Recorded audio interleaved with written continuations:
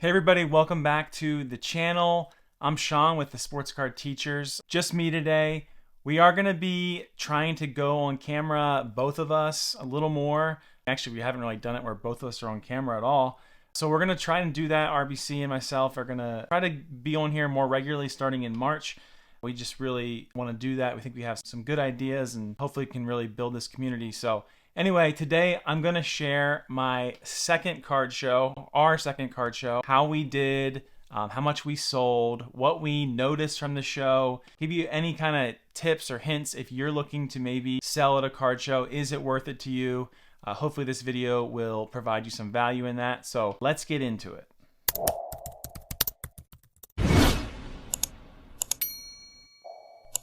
And actually, before I do get into this video, I just wanted to say we were super thrilled with how that first card show video went. Very thrilled and honored love the support, love the comments, the views. It was huge for our channel, really helps us out. So if you aren't already subscribed, go ahead and do that. We really want to build this. We want to grow. We want to help each other out. After all, we are the sports card teachers, so we don't know that much, but we like to share what we do know, and we just want to bring as much value to you guys as we possibly can. So we really appreciate all of the support with that first card show video, so that's why we're going to do a second one. And I tried my best. Ralphie tried his best as well to keep up with the comments. We got a little overwhelmed there for a little bit, just trying to keep up, but keep them coming. We love to talk. We love to hear what you're interested, what you want us to do videos about, your questions, or just your highs and lows of collecting or selling or whatever you do in this sports card industry. We want to hear about it, so definitely keep those comments coming. And one more thing about the show.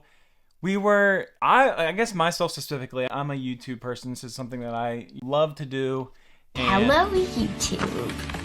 And so I have some other channels that I run, and so figured why not start this sports card channel. But when you think like, oh, what am I doing? I got 50 views on a video. It doesn't really matter, blah. But it was really cool. So if you do see us out at shows or whatever it might be, definitely say hi. Let us know you checked our channel out. We definitely appreciate that. I can't say that enough. I'll stop saying that, but I just wanted to let you guys know that. Enough already! All right. Highlights from the show, a couple things we took note of. So first, I just wanted to share that there was an older couple that came to our table pretty early in the show. Now, we did the Harrisburg show, the Central Penn College show, great show, the day before the Super Bowl, which I think is definitely key. And we were told that we did the show in December, which was not as good, not as busy, we'll say. I'll tell you compare the numbers in a little bit, but there was constant traffic in this one. We attribute that to being Super Bowl weekend, sports, and just that being on people's minds. Even though we didn't have a ton of football related to the Super Bowl, a ton of Niners, ton of Chiefs stuff, it just was a different vibe, I think, and I think that definitely helped out with the amount of people that were there. But there was an older couple that came to our table, and it was because we had our little sign up that said the Sports Card Teachers. So she said we were the first ones that she stopped by, and I'd love to know, maybe she is going to be watching this and she'll reach out to us. But her and her husband shared it was I think his father who passed away. They had a couple cards from his collection, and one happened to be a Nolan Ryan rookie with, I'll put it up on the screen because I know what the card looks like. I just can't think who the other person is right now. They were on the card together. It was his rookie year. Big card, especially if it grades well, and it was in great shape. So I thought that was cool that they came to us, they had no idea what they're doing. I wish I could have provided more value. Maybe if they're watching this, they'll reach out. But I just thought that was cool that they came to the show. I'm not even sure how they knew about it, but they were coming to find out what they can do, what the smartest thing to do with this card, what value does it have. They're in on some money, and they showed a couple other cards, but that was just one thing that stood out to me from the show I wanted to share right from the beginning of this. All right, so what did we learn at the show? And if you want to look back at our first card show video to compare these things, first thing we noticed was that there were way more raw card sales. We did sell some graded, but not a lot. But there were way more raw card sales. And honestly, this is great for us because sometimes the raw is a little harder to sell online than the graded cards. And so being able to move some of that product is definitely great for us and our businesses. And so that was definitely a cool piece that we noticed.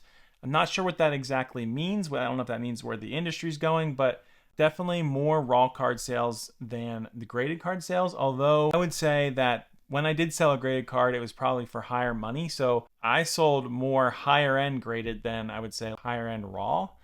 So that's kind of cool, but definitely raw card sales, definitely the highest there. Number two, we noticed that there were a lot of people walking around with their cases and they were looking to sell cards. They weren't even really interested in buying.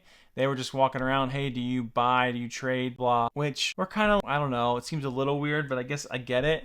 But so a lot of people just walking around trying to make deals, and I don't think we ended up ever actually making any deals. There, I was talking to a kid, I almost bought a Shohei Ohtani rookie. I'll put that up on the screen too. I forget what it was called. I offered him $20. It was book value about 35 raw, so I offered him 20. He was interested in it, so no deal was done. But there was a CJ Stroud silver. Someone was asking $250 for it. Anyway, so there was a lot of that type of thing going on, and we didn't really get any of those deals done. I guess it was good to talk to them. But anyway, we just thought that was interesting that there were so many people that really had no interest in buying anything. They just wanted to sell themselves. So it's kind of like you just get a table. A key thing that we noticed was the same from Card Show 1 was that baseball is still king. Baseball was the most popular thing that sold at the show. And I don't know what that means as well. Baseball season coming up. Not sure if that has anything to do with it, but that was definitely something that stood out to us. As we sold cards, it was a lot of baseball. Number 4, we found it very interesting that there were some people that were after really specific, almost sometimes strange cards. They were unpopular but important to them personally. So that was interesting, and I lucked out with a couple of those guys. Stands out to me though, somebody was after Penny Hardaway. I had 2 or 3 of his rookies and 4 inserts just happened to bring along with me. I didn't even have him out. He said, do you have any Anthony Hardaway? And I was like, yeah. So he walked around and came back, and I sold it for, I don't know, $12 or $15 for a couple Anthony Hardaways, which I thought it was just cool. That's why you bring those things to the show. But so I thought that was one cool thing or one interesting thing. There were some other players that aren't coming to my mind right now, but random people that people were after, and you just don't think about that. All right, so now let's talk about how much money we made. So if you can remember from the first card show, I don't know exactly what those numbers were. I've drawn a blank a little bit. I know I was around a little under 500, somewhere in the high 400s. RBC was up over 500 whenever we did the last show. This show, to our surprise, not completely to our surprise, because some people told us that the February show is better than the December show. But we did better, and that's surprising to us because we didn't have near as much inventory this time. I know I had a lot less inventory, so I just didn't expect to sell as much. I actually sold more. So I did about 580 in sales, which I am thrilled because a lot of that were things that I haven't been able to sell online. So that is great. Super happy about that. RBC did over $600 in sales. So combined, around $1,200 in sales. You think about that, we have a $45 table. It costs $45 for the table. We split that in half. So pretty good ROI on that going to the show. So can't complain about that. We definitely lifted where we thought we were going to be. And so we're definitely happy about that. And then finally, some takeaways for the next show that we're going to do, which I think is in April. We liked how we set ourselves up a little bit. We didn't crowd the table as much. I had some starting lineups, as I've talked about on this channel before. I had them on the side. Actually didn't sell any at the show, but I'll continue to bring them just until I move them all. But we tried to make the table less crowded, which was definitely key. We encouraged people to pick up the cards. We labeled a lot of our cards, but not all cards this time. So last time we had everything labeled. This time we had some things labeled. Some things we just left open, whether that person made an offer or they were like, how much do you want for this? And then we probably knew what we wanted beforehand, which is why we didn't label it. It offers an opportunity to have more of a conversation. So that's why we decided to do that. And I think we would probably do that again, have some things with prices that we want and we don't forget all as well, but also just leave it up to more of a conversation. Well, I really like to get for this, and it makes it a little more intriguing maybe for the buyer because they're curious, they like the card, but they're not scared away by the price. So I definitely think I like both of those, having some lists, some not listed. Also, we're going to put these boxes towards the front of the table, low cut boxes with stacks of cards, because we had one of those. And we found that a lot of people were much more willing to open up, or not open up, much more willing to go through the cards if they were in a box stacked rather than just stacked on top of the table sitting down. Maybe a little more shy to just grab, even though we always encourage them to grab and take a look through. So I think we're going to do more rows of boxes in the top loaders so that people can just easily go through them. It's more of an invitation to go through them rather than just having them stacked on top of the table that we had. So that's it. That's basically how the show went. Definitely very pleased with it.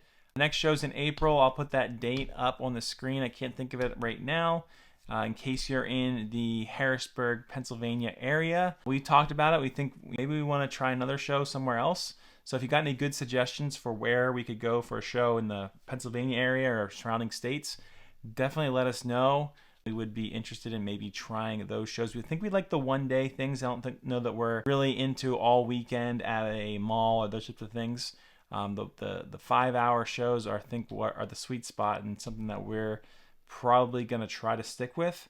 So definitely hit us up. Let us know if you have any good ideas there. Thank you so much for watching. Don't forget to subscribe. Don't forget to like this video for more content. Thank you so much. I'll see you in the next video.